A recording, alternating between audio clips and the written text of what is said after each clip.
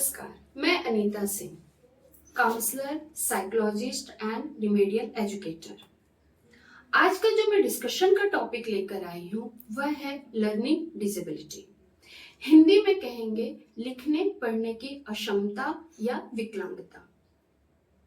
Learning disable उन बच्चों को कहा जाता है जो डे टू डे लाइफ में बहुत परफेक्ट होते हैं या अच्छा परफॉर्म करते हैं, बट बात जब स्टडी की आती है तो ये बच्चे इश्यूज क्रिएट करते हैं, like reading, writing, spelling learning, maths calculation या आप कहेंगे लॉजिकल और abstract thinking.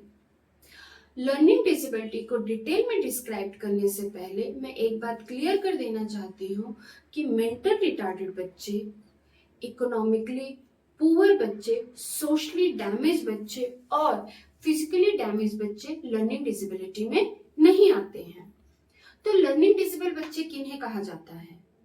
According to DSM-4 learning disability को टोटल 4 कैटेगरी में डिवाइड किया गया है: dyslexia, dysgraphia, dyscalculia and auditory sensory processing disability. Dyslexia उन बच्चों को कहा जाता है जो बच्चे रीडिंग अच्छे से नहीं कर पाते। 2 या 3 लेटर वर्ड भी इन बच्चों से अच्छे से रीड नहीं हो पाता है। डिस्ग्राफिया उन बच्चों को कहा जाता है जो राइटिंग में बहुत पुअर होते हैं, यानी ये नॉर्मल सेंटेंस नहीं लिख सकते हैं, आंसर्स नहीं लिख सकते हैं या 2-3 लेटर डिक्टेशन भी इन बच्चों से लिखा नहीं जाता है।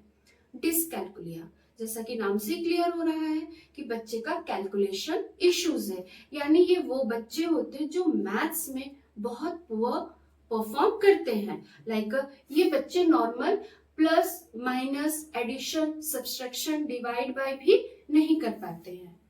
ऑडिटरी एंड सेंसरी प्रोसेसिंग बच्चे उनको कहा जाता है जो बच्चे जिनका बेरा रिपोर्ट नॉर्मल है, यानी हियरिंग में उनको प्रॉब्लम नहीं है, साथ ही उनकी आईसाइट रिपोर्ट भी बिल्कुल नॉर्मल आई है, उसके बाद भी ये बच्चे प्रॉपर स्टडी नहीं कर पा रहे हैं। अब लर्निंग डिसेबिलिटी को कैसे कैटेगरी किया जाएगा? टाइप्स तो हमें पता हो गया कि ये टाइप है तो लर्निंग डिसेबल है। इसके साथ DSM-4 ने कुछ एरर्स बताए हैं, जैसे बच्चा अगर लैंग्वेज में एरर्स कर रहा है, कौन कौन से टाइप की एरर्स कर रहा है? वो है एडिशन, ओमिशन, ट्रांसक्रिप्शंस एंड सब्स्टिट्यूशन। इनको कैसे हम डिटेल करेंगे? ओमिशन, मैंने बच्चे को कप की स्पेलिंग सिखाई, CUP कप। ओमिशन LD बच्चे क्या करते हैं? CP कप उनका हो गया, यू को वो ओमिट कर देते हैं। एडिशन में क्या करेंगे? वो एक एक्स्ट्रा अल्फाबेट लगा देंगे, CUPE हो जाएगा उनका कप। ट्रांसपोजिशन में वो बच्चे क्या करते हैं? पूरी तरीके से स्पेलिंग को चेंज कर देते हैं, यानी KUP कप हो जाएगा। या तो फिर हम ये कहेंगे सब्स्टिट्यूशन। सब्स्टिट्यूशन में वो बच्चे कोई नया वर्ड लेकर आते हैं, CUAP कप हो जाएगा। जैसा कि आपने तारे जमीन पर देखा हुआ था, ईशान अवस्थी जो है वो भी LD चाइल्ड, उसमें कैरेक्टर शो किया गया था।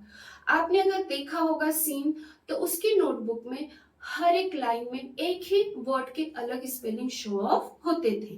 तो इन बच्चों का फोनिक्स बहुत वीक होता है, ऑडिटरी सेंसेस बहुत वीक होते हैं, जिनकी वजह से ये बच्चे एक ही वर्ड के कई स्पेलिंग खुद से ही फ्रेम कर लेते हैं। लर्निंग डिसेबल बच्चे हैं तो ऑटोमेटिकली इनका बाकी इश्यूज भी अराइज होते हैं, जैसे हम इनका इमोशनल और सोशल इश्यूज लेते हैं।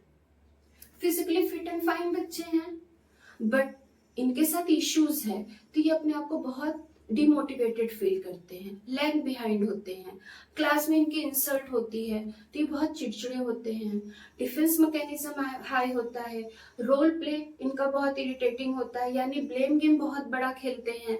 अगर ये एग्जाम में पेपर इनका छूट गया तो खुद का फॉल्ट नहीं बताएंगे, पेन टूट गया, पेंसिल नहीं चली, मैम ने पेपर जल्दी ले लिया, घंटी जल्दी बज गई, दोस्त ने डिस्टर्ब कर दिया।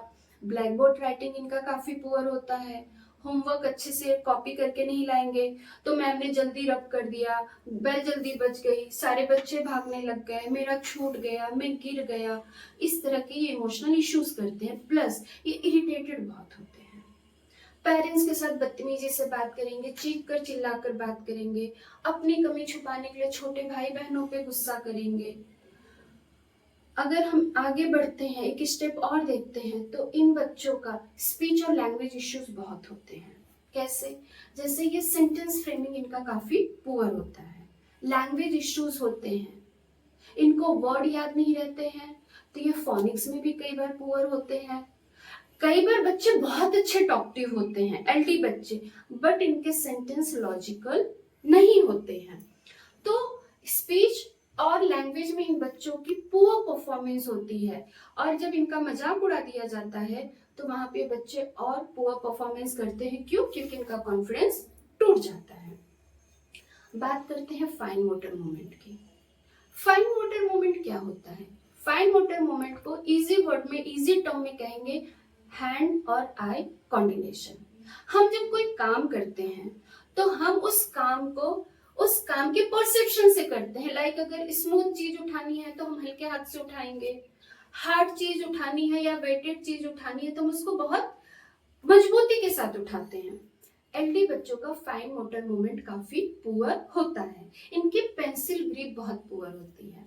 नॉर्मली जब हम लिखते हैं तो हम रिस्ट का यूज करते हैं मूवमेंट के लिए, आगे बढ़ने के लिए, बट एलडी बच्चे पूरी कलाई का यूज करते हैं। ये एक वर्ड लिखने के बाद पूरे हैंड को मूव करेंगे दूसरा वर्ड लिखने के लिए। इनकी ग्रिपिंग काफी पुअर होती है, सेंसरी जो होती है फाइन वो पुअर होती है। प्लस आई हैंड कोऑर्डिनेशन नहीं है तो शू लेसेस नहीं बांध पाते हैं, टाई अच्छे से नहीं बांध पाते हैं, बटन अच्छे से नहीं कर पाते हैं। आपने अगर तारे जमीन पे अगर देखा तो आपको याद होगा ईशान अवस्थी टाई करता था बटन को या शर्ट को तो वो ऊपर नीचे हो जाता था, अच्छे से शर्ट को ये इन नहीं कर पाते हैं। शूज अपोजिट लेग्स में पहनते हैं, लेफ्ट राइट और राइट लेफ्ट इनको नॉलेज नहीं होता है। अप एंड डाउन का इनके साथ प्रॉब्लम होता है, ये नहीं अच्छे से जज कर पाते हैं। और इन बच्चों के साथ डायरेक्शन इश्यूज बहुत सीवियर होते हैं। लर्निंग डिसेबिलिटी के साथ एक और प्रॉब्लम है, फाइन मोटर मूवमेंट पुअर होने की वजह से इन बच्चों की हैंडराइटिंग बहुत ही खराब होती है। उसके साथ साथ इनका आई साइड जो होता है वो भी काफी डैमेज होता है। लाइक पी और बी का फर्क ये नहीं कर पाते, 6 और 9 इनके लिए बहुत डिफिकल्ट होता है। 36, 63 जैसे नंबर्स जो होते हैं ये बहुत पुअर परफॉर्म कर पाते हैं। कलरिंग इनको बिल्कुल पसंद नहीं होती है, कलर कॉन्टेक्ट इनका बहुत ही पुअर होता है। ड्राइंग में ये बच्चे बहुत पुअर होते हैं, एम एंड डब्ल्यू का फर्क इनको नहीं पता होता है। तो इस तरह की स्पेलिंग मिस्टेक इनके लिए बहुत ही कॉमन होता है।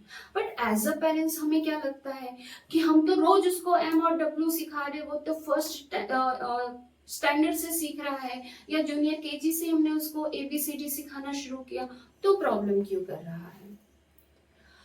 वो इसलिए कर रहा है क्योंकि उसका सेंसरी मोटर इश्यूज हैं।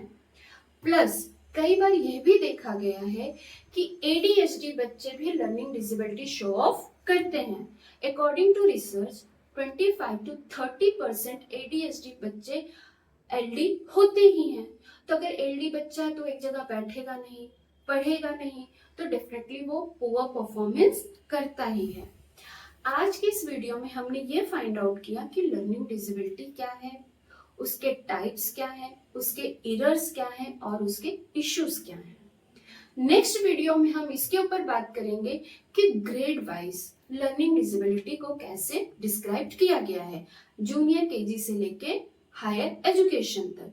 तो नेक्स्ट वीडियो में हम स्टैंडर्ड और क्लास वाइज डिसाइड करेंगे कि बच्चे कहाँ कहाँ पे fine motor movement, social movement और इमोशनल मूवमेंट में लैग बिहाइंड करते हैं। तब तक के लिए मैं आपसे इतना ही चाहूंगी कि अगर आपको इससे रिलेटेड कोई भी डाउट्स है, कोई भी क्वेरीज है, प्लीज कमेंट कीजिए ताकि अगले वीडियो में आपके पॉइंट्स को मैं कवर करने की कोशिश करूं। तो अगले वीडियो में हम मिलते हैं लर्निंग डिसेबिलिटी के नेक्स्ट पार्ट के साथ। उसके इश्यूज, उसके कॉजेस एंड उसकी रेमेडीज के साथ कि किस तरह से हम इसको डिसॉल्व या हैंडल कर सकते हैं। तब तक के लिए नमस्कार।